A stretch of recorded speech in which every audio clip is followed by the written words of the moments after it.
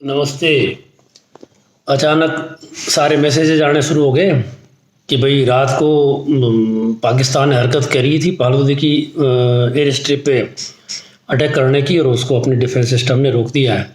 तो सारे शुभचिंतक परिवारजन ये कह रहे कि भाई अब तो यहाँ से शिफ्ट हो जाओ।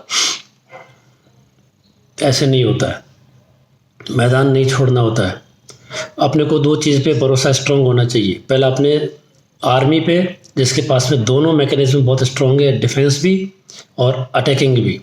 दूसरा अपने नेतृत्व पे भरोसा होना चाहिए, वो अपने को ऐसे इस तरह से यूँ लुलपुन छोड़ के कहीं नहीं जाएगा। तो अपने को जब अपनी सिस्टम पे स्ट्रांग भरोसा होता है तो फिर आप कहीं नहीं जाएं, कोई पैनिक में आने की ज़रूरत नहीं होती है। दूसरा रहा सवाल कि पाकिस्तान ने कितनी अटैक किए होंगे, कितने रोके गए होंगे, कितने रुक गए होंगे, ये चर्चा आम लोगों की नहीं होती है, ये बड़े लोगों की बात होती है। बड़े लोगों को करने दें, बस चिंता में चिंतित ना हुए। युद्ध का समय है, बहुत सारी चीज़ों का जो समाचार आदान प्रदान होता है, समाज में आता जाता है, तो उसके पीछे के रीज़न अपने को नहीं डिटेल में जाने होते हैं। अपने को दो चीज़ पे भरोसा होना चाहिए, अपने राष्ट्र पे, अपने राष्ट्र के नेतृत्व पे और हमारी जांबाज सेनाओं पे। हमारे सैनिक जब उस मोर्चे पे फ्रंट लाइन पे जाकर के सीधे छाती गोली खा रहे हैं, उस खाने को तैयार होते हैं, तो हम पीछे इस मैदान को छोड़ के हमारे को कहीं नहीं जाना होता है। ये तो चीज़ रही अपनी सोचने की। अब होता है कि परिवार में प्रेशर होता है कि आप भगो भगो, किसके लिए भगेंगे? मौत के डर से ही तो भगेंगे ना। और ये मौत का क्या गारंटी भैया किस रूप में आ जाए? नहीं, जची नहीं अपने को।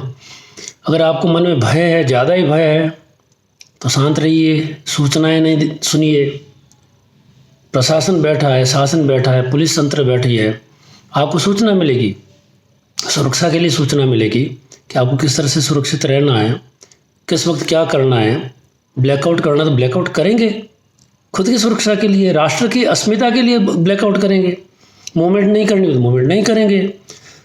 अगर घरों से बाहर निकल के बाहर सुरक्षित जगह पे बैठना होगा तो वहाँ बैठेंगे, पर ये हो कहा जाएगा तभी करेंगे ना।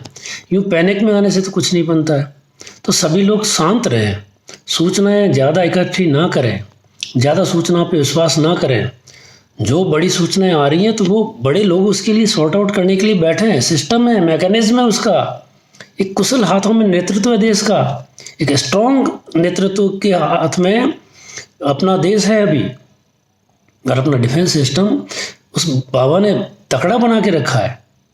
अब डिफेंस और स्ट्राइकिंग सिस्टम दोनों, अगर पीछे 3-4 दिन की बात भी देखें ना, तो ऑपरेशन सिंदूर में हमने स्ट्राइकिंग पॉइंट में पाकिस्तान को अभी भी नहीं पता है नक्शे में मिसाइल कहाँ से आई थी, मिसाइल आई थी कि बम आए थे। बड़ा अचंभा करता हूँ, बेगैरत के लोग, ये पाकिस्तान का प्रधानमंत्री वहाँ की संसद में बैठ करके बोलता है, मजे देखो यार तुम, संसद तो सबसे पवित्र जगह होती ना। अपनी संसद में बैठ करके वहाँ का प्रधानमंत्री बेगैरत आदमी इतना झूठ बोल रहा है, और उसके सारे के सांसद पीछे पक्ष विपक्ष से सब उसकी बेइज्जत थपथपा रहे। मतलब वो देश, बेगैरत वाला देश, वो भिखारी देश कितना गया गुजरा है कि वो अपनी संसद में झूठ बोल रहे हैं। वो बोला 80 हवाई जहाज भारत के आए थे। 80 हवाई जहाज तूने गिने थे क्या? तेरे बाप ने गिने थे? इस शरीफ को पूछता हूँ। अरे उसकी संसद के एक भी सदस्य में मरे हुए जमीर के लोग हैं। खड़ा होकर नहीं कहता कि मिस्टर प्रधानमंत्री काय के लिए बकवास करता है। वो बोलता है हमने भारत के 2 राफेल गिरा दिए। और तू राफेल का एक छोटा सा नट तो बता जिसमें राफेल लिखा हो कि नट हमने राफेल का इकट्ठा किया है। ऐसे झूठे मक्कार देश जो अपनी फड़फड़ा रहा है, अभी मरने के लिए उसको हालत खराब हो रही है, उसके पास आटा नहीं है, पानी नहीं है, वो हिमाकत करेगा अपने को अटैक करने की? नहीं करेगा। अरे उसने कर लिया तो अपना डिफेंस सिस्टम है। तो आज हमने पिछले 3-4 दिन में 2 चीज़ देख ली कि अपने पास अटैकिंग पावर है और अपने पास डिफेंस सिस्टम है और अपना कुशल नेतृत्व है, एक अडिग नेतृत्व है। तो इस दिशा में मेरा तो निवेदन रहेगा सबसे, आप अपनी चिंताओं से मुक्त रहे। अपना घर का मैं अपने मरीज देख रहा हूँ आराम से यार, एक तनिक भी मेरे क्षण के लिए भी नहीं आ रहा है मन में कि क्या होना है क्या नहीं हो रहा। एक ईमानदारी से कहता हूँ, एक क्षण के लिए भी नहीं आ रहा है कि मैं ये मैदान छोड़ के जाऊं। फलोदी अटैक हो रहा है तो फलोदी तो एयर स्ट्रिप के लिए अपना वायुसेना अड्डा है, इसलिए तो हम तो वायुसेना के अड्डे के और पास में रहते हैं, हम तो एका गांव में रहते हैं। तो इसका क्या मतलब हुआ? इतना भयभीत होकर के अपन कहाँ जाएंगे? कहीं नहीं जा सकते। अरे यूँ भय करो तो भगते रहो। इसलिए मन में शांत रहें, प्रभु स्मरण करें, और किसी भी समाचार पे जो हो रहा है उस पर पॉजिटिव नेगेटिव अपनी कोई प्रतिक्रिया ना दे, कोई सी भी प्रतिक्रिया ना दे प्लीज़। किसी ने बड़ी खबर दी है तो बड़ी खबर को संभालने वाला उससे बड़ा आदमी है, किसी ने छोटी खबर दी तो उस छोटी खबर को संभालने वाला छोटा आदमी है।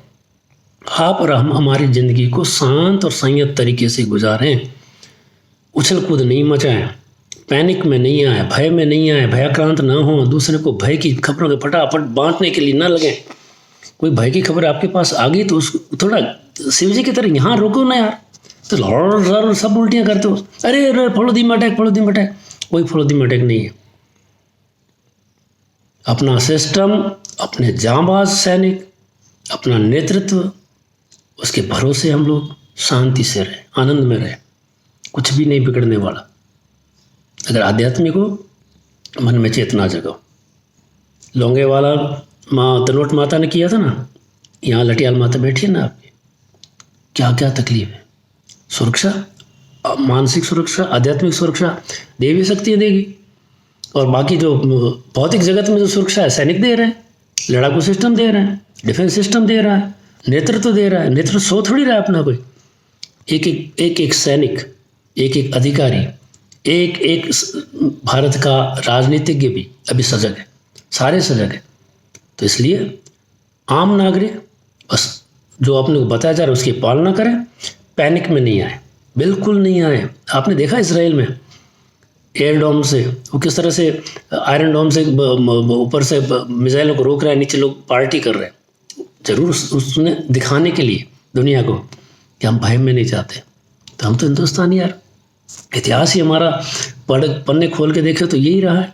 हमने जंग देखे, और उस पिद्दे से देश के जैसे क्या औकात है यार, उससे तुम भय में चले जाओगे, भय में नहीं जाए। जय हिंद, जय भारत, भारत माता की जय।